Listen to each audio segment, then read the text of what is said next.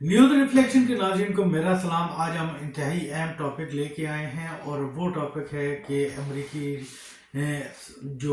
America में सदारती इंतखाबात हुए हैं। उन इंतखाबात के बाद डोनाल्ड ट्रंप कामयाब हो गए हैं। पाकिस्तान में काफ़ी अरसे से ये तवक्को की जा रही थी कि डोनाल्ड ट्रंप के कामयाबी के बाद पाकिस्तान में हालात जो हैं वो तब्दील होंगे। हमारे साथ मौजूद हैं सीनियर तजियाकार अली शेर साहब, उनसे जानेंगे। अली शेर साहब, इससे पहले भी डोनाल्ड ट्रंप का आपने देखा कि 3 साल का टेन्योर रहा। उस दौरान पाकिस्तान और अमेरिका के जो ताल्लुकात थे उस पर थोड़ी सी जो है वो फोकस करते हुए थोड़ा सा ये बताइएगा कि जो अमेरिकी अभी इंतखाबात हुए हैं, क्या उसके पाकिस्तान पे भी कोई असरात मुरतब होंगे? देखें, कोई माने ना माने ये हकीकत है। बावजूद इसके कि डॉक्टर फरीदी ज़करिया ने बहुत पहले, जब कोंडीलिसा राइस थी अमेरिका की वज़ीर ख़ारजा, उससे पहले उन्होंने एक किताब लिखी थी और उसका नाम था, उस किताब का नाम था वर्ल्ड पोस्ट अमेरिका, यानी दुनिया अमेरिका के बाद। तो उस वक्त जब उन्होंने ये लिख दिया था तो अमेरिका जो है वो उसके बाद से वो नीचे की तरफ जा रहा है, ऊपर की तरफ नहीं जा रहा। लेकिन आज भी ये एक हकीकत है कि वो एक अस्करी ताकत के तौर पे एक कहा जाए कि असले की जोर और बदमाशी के तौर पे वो आज भी नंबर वन नहीं है। दुनिया के फैसले उसकी जंगी कुव्वत के साथ बैठते हैं और उठते हैं और चीजें होती है।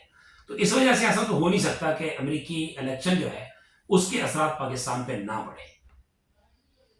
जैसे मेरे कहने का मतलब ये था कि यहाँ पे एक तासुर दिया गया या एक बात जो है वो बहुत ज़्यादा सीनियर लोगों के साथ भी हुई। तकरीबन पॉलिटिशियंस भी ये बात मानते हैं कि अमेरिका में जब इलेक्शन हुए और ट्रंप को हारे या हराया गया, जो भी सिचुएशन हुई, और उसके बाद जो है वो अमेरिकी सदर चेंज हुए, तो यहाँ पे पाकिस्तान में भी रिजीम चेंज आया। तो अभी आप क्या देख रहे हैं कि कोई इस तरह की एक्टिविटी होगी क्या? ट्रम्प के आने के बाद पीटीआई को कोई नरम गोशा मिलेगा? पीटीआई का क्या फ़ायदा आप देख रहे हैं? देखिए, मैं इसका जवाब इस तरह से दूंगा कि फैक्चुअल बात यह है कि आप जरा जनरल मिदगुलू की वो वाली वीडियो देखें जिसमें उन्होंने एक वीडियो में ये कहा था कि अमेरिका जब अफगानिस्तान से शिकस्त खाकर जाएगा तो उस वक्त वो जाते जाते पाकिस्तान में एक तब्दीली लाएगा। ठीक है। और वो रजीम चेंज तब्दीली आ गई। जब अमेरिका शिकस्त खा के जा रहा था तो उस वक्त पाकिस्तान में हुक्मरान इमरान खान था और उस वक्त जनरल फैज जो है वो काबुल एयरपोर्ट पे चाय का कप पी रहा था। ठीक है। और उस वक्त उससे पूछा गया था कि पंजशेर जो है वो भी फतह नहीं हुआ, तो उन्होंने कहा वो भी हो जाएगा और 2 दिन बाद वो भी हो गया।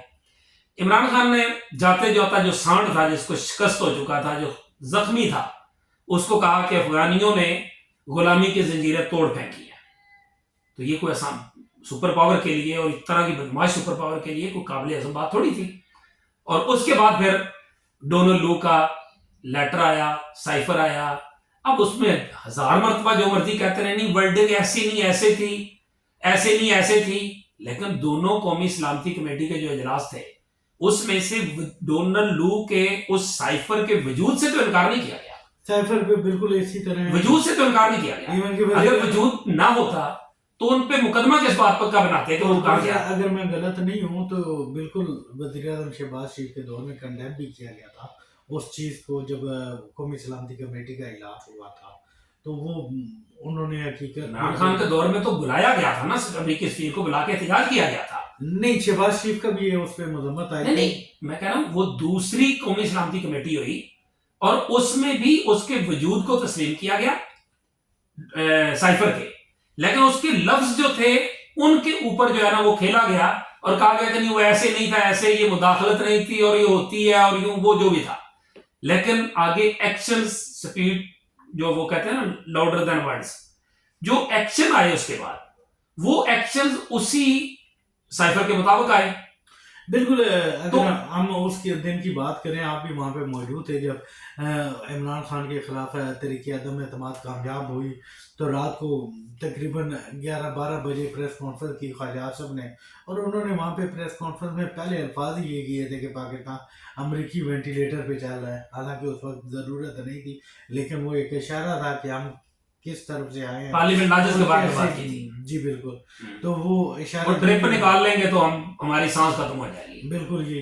तो वो तो इशारा था, लेकिन अभी मतलब आपको अब यहाँ देखिए पे यही बात जो है, क्या इस बात से कोई इनकार कर सकता है कि मौजूदा गवर्नमेंट, मौजूदा जो सिस्टम है, ये इंटर्म सिस्टम है, इससे तो कोई इनकार नहीं कर सकता। बिल्कुल इसी 8 फरवरी का जो नताइज आए हैं वो, उसमें इमरान खान वाजे जीता हुआ है, इससे कोई भी इनकार नहीं कर सकता। बिल्कुल इसी तरह। लेकिन चूंकि रियासत ने ये फैसला किया था कि हमने ये करना है, और फिर वो समझ रहे थे कि एक तो ये हमारे फौज के गले में पड़ गया, हमें आंखें निकालने लग गया, जिस तरह ट्रंप ने वहां पे निकाली, बिल्कुल तो ये यहाँ पे हमारे गले पड़ गया। फिर इंटरनेशनल पॉलिसीज में इसने हमें एक तरह से सुबकी का सामना करवाया।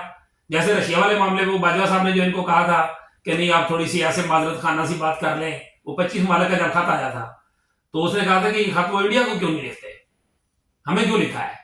और फिर बाजवा साहब को as chief of army staff खुद एक तकरीब में आके रूस वाले मामले की सफाई देना पड़ी।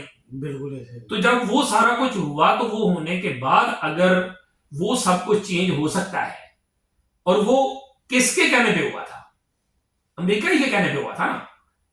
तो जब अगर अमेरिका के कहने पे ही हुआ था, तो उसका मतलब है कि अब जब अमेरिका कहेगा तो फिर इनकार कैसे होगा। और फिर अभी मुशाहिद हुसैन सैयद ने जो आज इंटरव्यू दिया काशिफ अब्बासी को, उनसे यही सवाल हुआ है।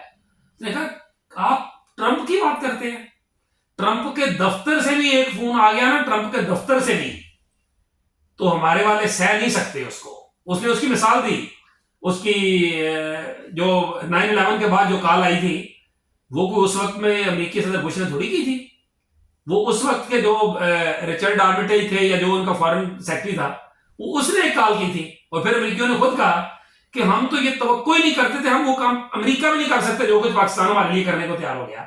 तो अगर जनरल परवेज मुशर्रफ जैसा मुतलिकुल अनान, पावरफुल तरीन chief of army staff, chief executive, सदर पाकिस्तान, पता नहीं जो कुछ भी था, वो टोपियां बदलता रहता था, अब मैं सदर पाकिस्तान हूं, अब मैं चीफ ऑफ आर्मी स्टाफ हूं, अब मैं चीफ एग्जेक्टिव हूं।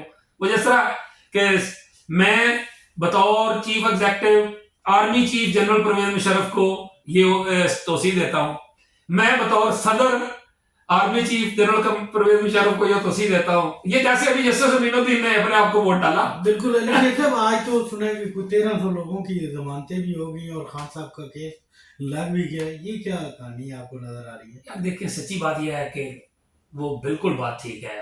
वो जो कहते हैं ना हम कोई गुलाम है, नहीं, हम ये कहना चाहिए हम ही गुलाम है, हम हैं ही गुलाम। हमारी जब हमारी अदालतें जो हैं, कोई भी जमाना हो, भुट्टो का जमाना हो, किसी और का जमाना हो, परवेज मुशर्रफ का जमाना हो, वो हमारी अदालतें स्टैब्लिशमेंट के कहने पे सजाएं देती हैं, उनके कहने पे सजाएं खत्म करती हैं। वो मौलाना जो कहते हैं कि जिसको इक़्तिदार में लाना होता है उसके 100 केस माफ हो जाते हैं हफ्ते में, और जिसको इक़्तिदार से निकालना होता है उस पर 100 केस बन जाते हैं। तो इसलिए ये चीज होना, ये जो बात अभी आपने जो कही, ये सवाल भी उससे किया गया है मुशाहिद हुसैन सैयद से। मुशाहिद हुसैन सैयद के इंटरनेशनल एक्सपोजर से तो किसी में इनकार नहीं है। बिल्कुल, वो बहुत बड़ी शख्सियत और इंटरनेशनल रिलेशन का वो की है हमारे पास है। बिल्कुल इसी तरह। उनसे ये सवाल किया गया कि ये जो हाल ही में एक्सटेंशन सवाल कानून साजी हुई है, इसका अमेरिकी इलेक्शन से कोई ताल्लुक है?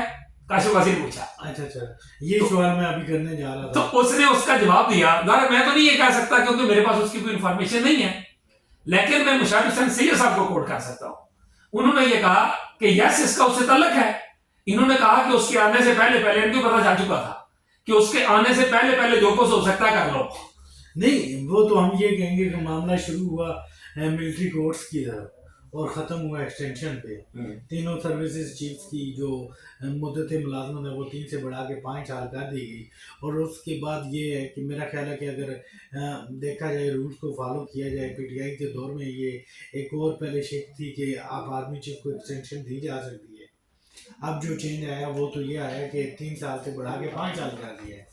ये मौजूदा चीफ जो है और आर्मी चीफ की बढ़ भी सकती है अगले 5 साल के लिए। जी।